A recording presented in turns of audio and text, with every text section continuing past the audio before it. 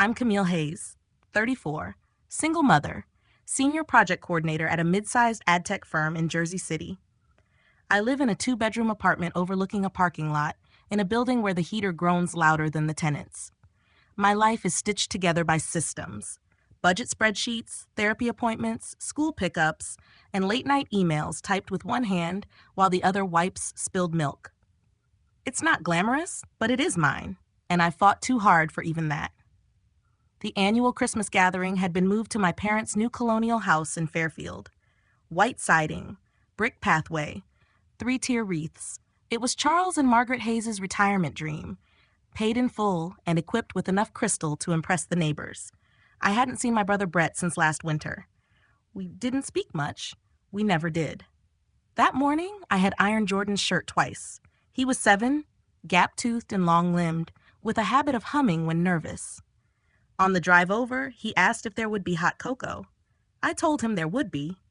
I didn't tell him I'd packed it myself in a thermos, just in case. At some point, you learn not to rely on hospitality. The house was already crowded by the time we arrived. There were cousins from Boston, neighbors from the golf club, a Christmas playlist skipping in and out of signal from the Bluetooth speaker. I remember the smell of baked ham and rosemary candles. I remember thinking it was too quiet underneath all that noise. Jordan was seated on the rug near the fireplace, sketching something in a corner while the adults rotated through topics like 401ks and cholesterol. At some point, he began to hum, then sing. It was soft at first, then louder.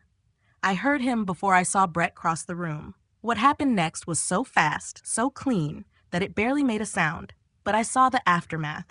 The red bloom on my son's cheek, the sharp line of Brett's jaw, the way my father didn't even look up from his newspaper.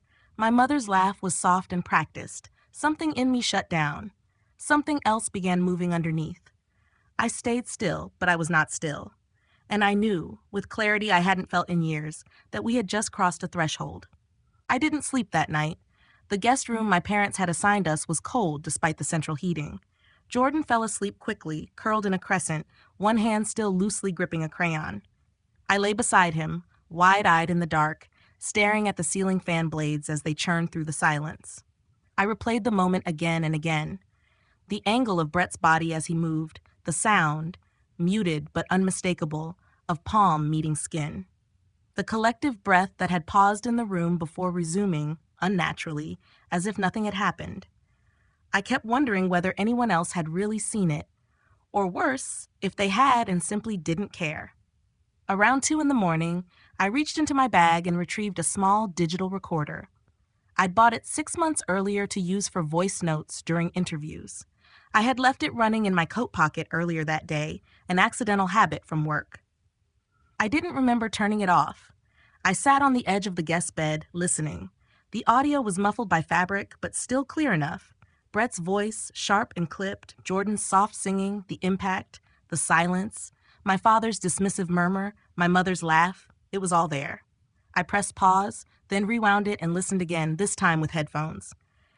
It wasn't just the violence that startled me, it was the ease.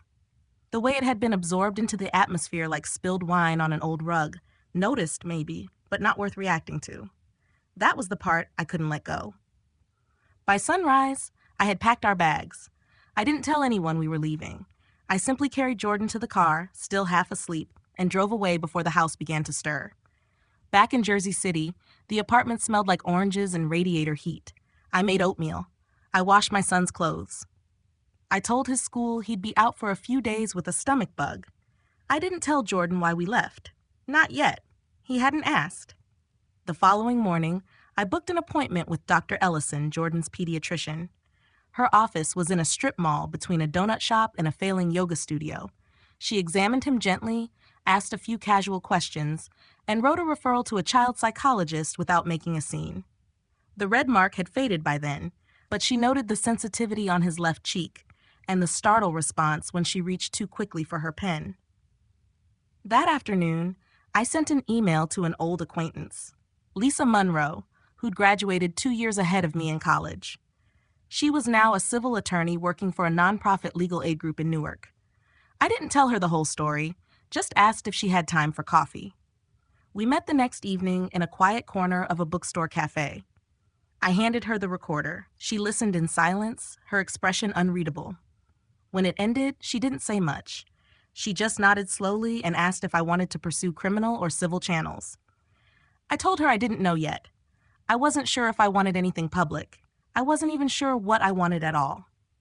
Later that night, I created a folder on my computer. I labeled it December 25th. Inside, I saved 3 things: a copy of the audio recording, a scan of Jordan's doctor's note, and a list of organizations Brett was affiliated with. His LinkedIn profile had been public for years. I didn't need much time to find everything. There was the biotech company, of course, Virion Pharmaceuticals, where he was listed as Vice President of People Operations. There was the Youth Start Mentorship Initiative, where he gave quarterly talks to students about leadership. And then there was a local parenting nonprofit on whose board he sat as an advocate for ethical fatherhood. I didn't feel rage. Not yet. What I felt was colder, more precise, something that required distance and structure. I began reading the policy handbooks on Virion's website. They had a published code of conduct, a community engagement charter, a listed email for the ethics committee. Each night, after Jordan was asleep, I opened the audio again. I marked timestamps, I labeled voices, I trimmed silence, I built a timeline, matching actions to reactions. It became less a memory and more a case file. Brett called once. I didn't pick up. He didn't leave a message. My mother texted 3 times in one evening. First, she asked if we had arrived home safely. Then, she mentioned she'd spoken to Brett and hoped we wouldn't let a small misunderstanding ruin the holidays. Finally, she asked if I'd consider not mentioning anything to the rest of the family for the sake of peace. I responded to none of them. Instead, I emailed Dr. Callahan, a clinical child psychologist in Hoboken, and scheduled Jordan's first appointment. I sent the intake form that night. In the reason for referral field, I kept it brief. Witnessed and experienced unexpected aggression from a family member. Needs evaluation for trauma-related symptoms. At work, I requested a few days of remote flexibility. My supervisor didn't ask why. I stayed on schedule. I led my team's weekly check-in. I revised campaign budgets. I submitted feedback on the new client portal. I smiled when needed. I logged off exactly at 6. By the 5th day, the routine had stabilized. Jordan was quieter than usual, but still cheerful. He drew more than he spoke. I let him. On Thursday evening, he hummed again. Something new, unfamiliar, hesitant. I pretended not to notice. That same night, I gathered the final documents. I created a second version of the audio, edited but unaltered. No effects, no commentary, just the essential moments. I drafted 3 separate emails, each tailored to its recipient. One to Virion's Board of Ethics, one to the Youth Start Mentorship Program, one to the Parenting Nonprofit's director. I didn't send them. Not yet. I let them sit in drafts untouched, not because I doubted what had happened, but because I needed to be sure. Not of the facts, of myself. The next morning, I opened a blank document. I titled it Statement. I wrote in the third person, stripping away adjectives, just details: time, place, action, outcome. I deleted and rewrote it 3 times. At lunch, I received a message from Lisa. Let me know when you're ready. You have options. I didn't reply right away. That night, I watched Jordan sleep. His breath was steady, his hands open. I placed the recorder in the drawer beside my bed. I looked out the window. The street was quiet. Below, someone walked a dog past the parked cars. The city buzzed faintly, like it always did. But inside our apartment, the air felt still. Something had shifted. I wasn't sure what I was becoming, only that I was no longer what I had been. The week passed quietly. I resumed work as if nothing had changed. My calendar filled up with virtual meetings and internal reviews, none of which required my full attention. I completed everything on time, replied to emails with measured politeness, and even submitted a proposal for the spring product launch ahead of schedule. No one asked questions. They didn't need to. At home, Jordan adjusted with the kind of elasticity only children seem capable of. He spent hours with his colored pencils, taping sketches to the living room wall, inventing stories about astronauts and dragons. I responded to each new drawing with the appropriate admiration. I encouraged his ideas. I let him stay up late and sleep in. His appetite returned slowly. So did his humming. I made no mention of the incident. Not to him, not to anyone.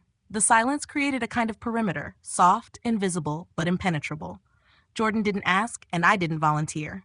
The house grew orderly, predictable. The days passed in gentle rhythm. When Dr. Callahan called to confirm the first appointment, I adjusted my schedule without issue. I told Jordan we were going to meet someone who helps kids talk about confusing feelings. He nodded. I packed snacks, water, a book for the waiting room. The office was located on the second floor of a refurbished brick building across from a quiet park. The lobby smelled faintly of lavender and printer ink. Dr. Callahan met us with a calm expression and a clipboard. She spoke to Jordan first, then to me. I signed a few forms.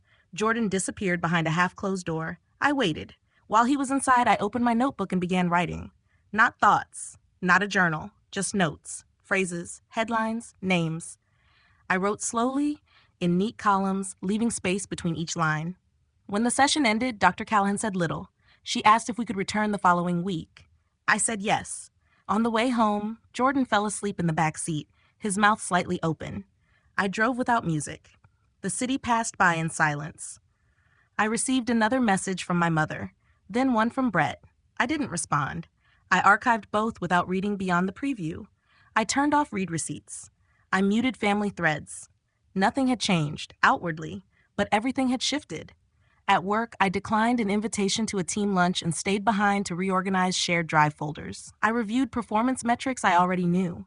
I documented process gaps no one had asked me to notice.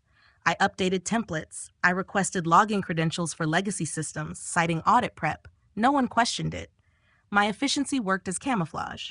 In the evenings, after Jordan was asleep, I researched policies, organizational codes, ethics charters, disciplinary protocols. I read case studies, news stories, archived forum posts. I skimmed documents, highlighted terms, saved PDFs. I created subfolders. I labeled them with dates. I bookmarked state laws. I didn't speak aloud. I began tracking time differently, not in hours, but in windows. I watched the rhythm of my inbox, the speed of internal replies, the tone of messages. I made note of changes, no matter how subtle. Someone I hadn't spoken to in months sent a friendly check-in. Another forwarded an article unrelated to any current project. I responded with courtesy and thanked them. I updated my resume. I rewrote my bio on the company directory. I removed passive language and inserted results. I adjusted my LinkedIn settings. I added 2 certificates. I updated my references. I didn't apply for anything. Lisa checked in once. I thanked her for the offer and said I wasn't ready to move forward. She didn't press. That was one of the reasons I had contacted her in the first place. One morning, I found Jordan sitting by the window, drawing. I watched him for a long time without interrupting. His shoulders were relaxed. His lips moved slightly, forming silent words. I couldn't hear the tune, but I recognized the pattern. I made a grocery list. I vacuumed. I paid bills early. I fixed the cabinet hinge that had been loose for months. I threw out the chipped mugs we never used. I reorganized the kitchen drawers. Everything had its place again. On Friday, I received a voicemail from Natalie, Brett's wife. She said she hoped we were well, that she'd like to meet if I was open to it. I deleted the message and emptied the trash folder. I turned off my phone for the rest of the evening. The following day, Jordan asked if we could make pancakes. I said yes. He asked to crack the eggs. I let him. After breakfast, I let him paint on the balcony with washable markers. The cold air flushed his cheeks. He laughed once. I wrote it down. When the sun set, I opened the folder on my desktop labeled Hold. Inside were documents, audio files, screenshots. I reviewed each one, but I didn't click send. I had time. That was what most people misunderstood about restraint. It wasn't the absence of intention. It was the presence of timing. I made tea. I read through the employee conduct policy at Virion for the 3rd time. The language hadn't changed, but it felt different now. Certain phrases held new weight. Others read like signals. Later that night, I stood by the window again. Across the street, the same woman walked the same dog at the same hour. The rhythm was dependable, predictable. I found it oddly comforting. I had nothing to prove, no public statement to make, no version of events to sell. The truth didn't need performance. It only needed space. Jordan had begun humming again when he brushed his teeth. Quiet, tentative. I didn't mention it. I simply turned the water on and handed him a towel. At night, he slept soundly. He no longer kicked in his sleep. I checked on him once, then twice, then not at all. I kept my door open. I left the hallway light on. In the morning, I printed one page. I placed it in a folder. I put the folder in my bag. It would sit there, untouched, as I made breakfast, washed dishes, answered emails, and attended my meetings. It would move from bag to desk to shelf without drawing attention. But it was there. There's a kind of stillness that only comes before motion, the space between what happened and what happens next. I stayed in that stillness and waited. It began quietly. There was no announcement, no sudden shift in weather, no grand gesture, just a simple click. A sent folder now holding 3 emails, one to the ethics board at Virion Pharmaceuticals, one to the Youth Start Mentorship Program, one to the leadership of a parenting nonprofit.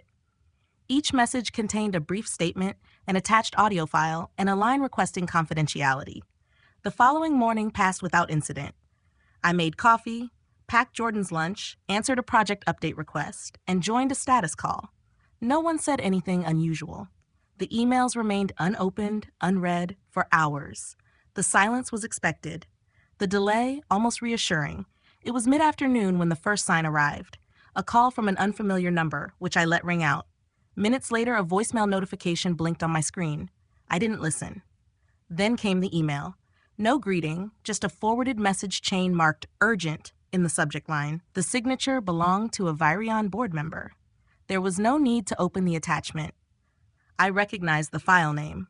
I already knew what they had heard. By the end of the day, the signs of friction had surfaced. Brett's company bio was removed from the leadership section of the Virion website. A cached version still existed online, but the live page was gone. The Mentorship Initiative's social media page released a statement about maintaining standards of conduct and reviewing all advisor relationships. The parenting nonprofit had turned its board directory private. My phone rang 3 times that evening. The calls came from numbers I didn't recognize. I left them unanswered. That night, Jordan slept without interruption. I sat in the living room and read the same page of a novel for nearly half an hour, the words floating past without meaning. My body was still, my breath even. The only sound was the radiator clicking in uneven intervals. The next morning, a message arrived from an old high school friend. The tone was casual, but the subtext was searching.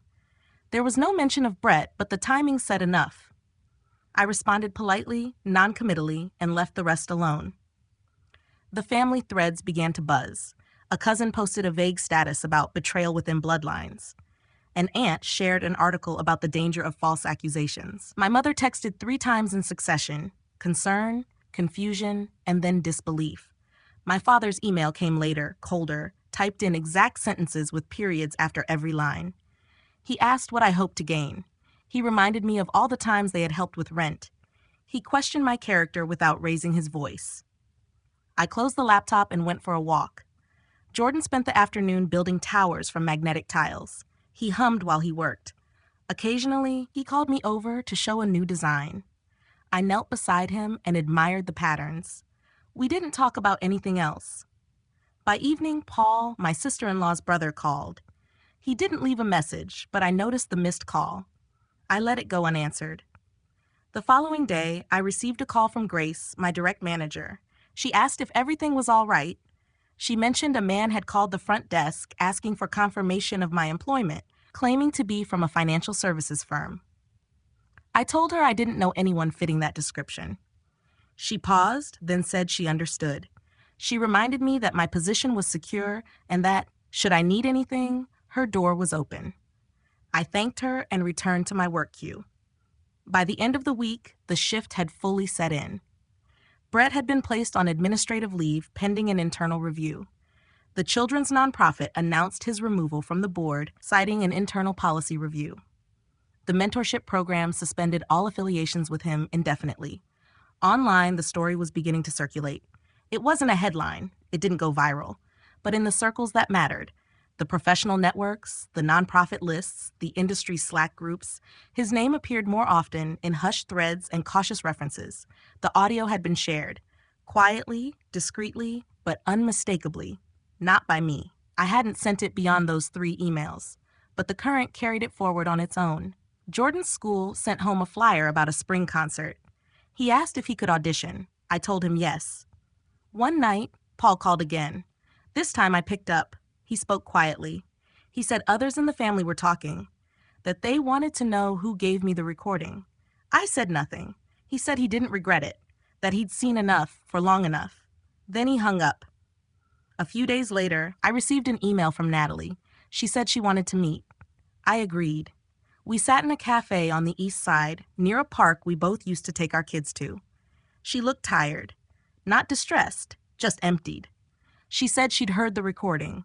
She said she recognized the tone in Brett's voice, that it was familiar, that it had always been there, directed at her in moments that never left bruises, but stayed longer than they should.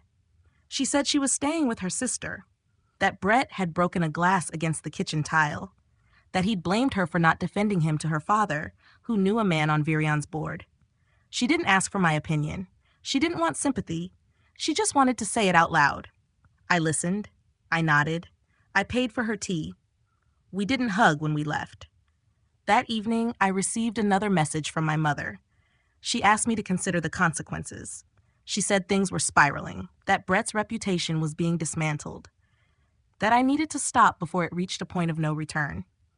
I made dinner. I loaded the dishwasher. I helped Jordan with his spelling homework. At midnight, I opened the original audio file. I listened to it one last time, then deleted it from my hard drive. The copies were already out. The story no longer belonged to me. The next morning, the sun rose at its usual hour. The sky was gray. I packed Jordan's lunch. I wrote a note on a napkin and folded it into the side pocket of his backpack. On the way to school, he asked if I'd be able to come to the spring concert. I said yes. He said he was thinking of singing something new, something louder. I told him that sounded like a good idea. The emails stopped first, then the calls, then the noise. By the third week, the urgency surrounding Brett's name had faded from the foreground. What remained was a quiet absence, his removal from conference agendas, his profile gone from the board directories, his name no longer copied on group announcements. His LinkedIn photo had changed to a nondescript landscape, and his last post sat untouched by engagement. At Virion, an internal memo circulated referencing an organizational restructuring. His title was gone. Someone else had assumed his former duties, someone with a smaller office and no press releases. The announcement was subtle, measured. No mention of misconduct, just a change in function. But those who knew understood. The parenting nonprofit released a new video campaign that highlighted emotional safety in the home. A former board member, now chair, spoke about accountability and generational healing. There was no reference to Brett or what had led to the shift in direction. The credits named new leadership. The acknowledgments were brief but purposeful. One afternoon, I received a handwritten note from a woman named Mara, whose daughter had attended the same school as Jordan years ago. She'd heard a version of what happened. Her words were simple. She thanked me for protecting my child. She said she wished someone had done the same for her. I didn't know her well. I hadn't seen her in over 2 years. The envelope came without a return address. At Jordan's school, parents who had once avoided eye contact now smiled when we passed in the hall. Some stopped to ask how he was doing. A few shared stories, fragments of moments that had shaped them, things they hadn't talked about before. There were no grand confessions, just the steady hum of quiet recognition, as though a gate had been opened and others now felt permitted to walk through. I joined a small parenting circle held at the community center on Tuesday evenings. I didn't speak much. I listened. I observed the way certain phrases settled in the room, how others rose and dissipated without resistance. One woman, a nurse in her 40s, brought up boundaries and the cost of silence. Another mentioned how her daughter no longer sang after being scolded for making noise during dinner. I kept my gaze soft. I nodded when needed. After one session, a facilitator asked if I might consider co-leading a workshop in the spring, something focused on navigating family strain. I said I'd think about it. I left with a flyer in my coat pocket and didn't throw it away. At work, my projects ran ahead of schedule. My manager offered me a stretch assignment, leading a new client integration. She said she'd noticed the way I held the team together during an intense quarter. She said my leadership had been quiet, but clear. She didn't reference anything outside the office. She didn't need to. I accepted the role, The additional compensation wasn't dramatic, but it was enough to stabilize things. I canceled my remaining automatic payments to my parents. I updated my emergency contact to a colleague I trusted. I adjusted our health insurance to include more flexible mental health coverage for Jordan. There was a new baseline now, firmer footing. Jordan's therapy continued. His sessions with Dr. Callahan had become lighter. He no longer hesitated when asked how school was going. He had started drawing again with more color. The humming returned as a constant, not a flicker. One morning, he sang while brushing his teeth. I paused at the doorway, letting the sound spill into the hallway. When spring came, he joined the school's choir. He practiced at home, stumbling through verses and laughing at forgotten lyrics. On the day of the performance, he stood in the second row, chin lifted, eyes forward. I sat in the third row from the back, hands folded, spine straight. When the music began, he sang without hesitation. His voice was clear, strong, certain. Afterward, parents clapped politely. A few glanced at me, not out of curiosity, but with something softer, respect, maybe, or acknowledgement. I gathered Jordan's coat and backpack, and we walked home beneath the soft weight of dusk. I saw Natalie again once, briefly, at a bookstore near the river. She was alone, standing in the nonfiction aisle. We didn't speak. We didn't need to. Her expression was steady, her body composed. She carried a slim paperback and a canvas bag. I nodded. She nodded back. That was all. The family remained mostly silent. A few distant relatives had reached out, quiet messages, neutral in tone, careful not to take sides. One aunt sent a photo of Jordan from a reunion years ago. The caption said only, "He's always been bright." I saved the photo. I didn't respond. My parents hadn't contacted me in weeks. The silence no longer pressed. It just existed, like background static that faded when I stopped listening. I found a rhythm again. Weekdays were full but manageable. Weekends quieter. We painted the living room. Jordan chose a muted blue. I moved the furniture myself. I threw out the old rug, ordered a new lamp, rearranged the bookshelves by subject instead of color. On Sunday mornings, we walked to the park with coffee and juice. He rode his scooter ahead of me. I let him go farther than I had before. When he turned back, I was always still there. At the grocery store, I began seeing familiar faces. Teachers, neighbors, former colleagues. They asked about work, about Jordan, about the spring. I answered honestly, not everything, just enough. The woman at the bakery started saving the last sourdough loaf for me. She didn't say why. I began leaving tips in the jar, even on card transactions. One evening, I received an email from a program officer at a local foundation. Someone had passed along my name. They were assembling a task force on community-based interventions for family support systems. They were looking for parents with lived experience to advise on program design.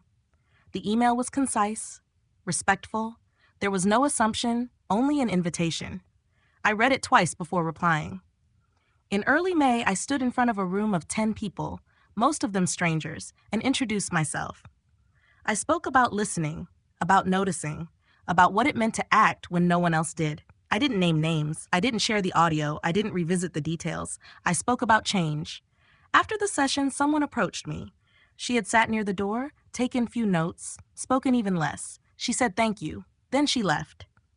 That night, I made dinner slowly. I turned on music. Jordan danced with his fork in hand. I didn't correct him. Outside, the wind moved through the leaves with calm steadiness. Inside, the apartment was warm, lived in, quiet but not silent. I folded the flyer from the community center and placed it in the drawer beside my bed. It didn't need to be visible anymore. Not because it wasn't true, but because it was already done. The door was closed, the window open. Something had shifted again, this time forward. 6 months after I sent the first email, I stood in the back of a university lecture hall, waiting to be introduced. The event was small, not publicized broadly, an ethics forum hosted by the School of Social Policy, attended mostly by graduate students and a few practitioners. I had been invited as part of a panel on navigating moral responsibility in private life. The phrasing was neutral, the agenda broad, but the undercurrent was clear. I was no longer the subject of a quiet scandal. I had become an example, one of those cases people reference when discussing accountability in families, systems, and institutions. The invitation had arrived via a former colleague, now in academia. She had written simply that my story had stayed with her. that she believed others could learn from it if I was willing to speak. At first, I declined. I didn't need to explain myself again, but something about the way she had phrased it stayed with me. Not as a demand for clarity, but as a space to offer closure, not just to others, but to myself. I accepted a week later. The room was quiet as the moderator introduced us. The other panelists were experts in restorative justice and policy reform. I was the only speaker without a professional title linked to my presence. My introduction was brief. My name, my city. A parent who acted, they said. I didn't bring notes.